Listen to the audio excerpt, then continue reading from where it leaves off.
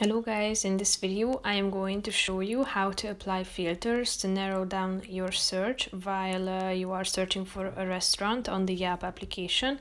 But first I just want to mention, don't forget to subscribe to my channel because at 10,000 subscribers I am going to show you my whole YouTube revenue statistics and growth strategy, how to make money online. Now let's jump into it. First of all, open the application on your phone.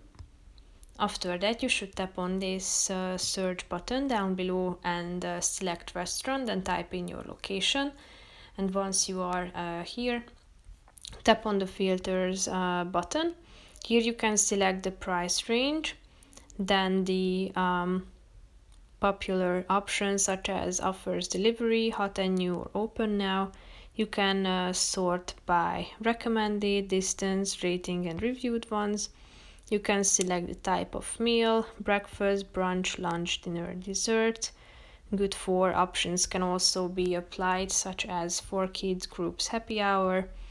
You can set amenity options. Distance can be set such as or as well as payment. And when you are done and would like to apply these filters, click on the apply button down below, and then you will be able to search among the results according to your set preferences. So that's pretty much it for this video, guys. See you in the next one. Bye bye.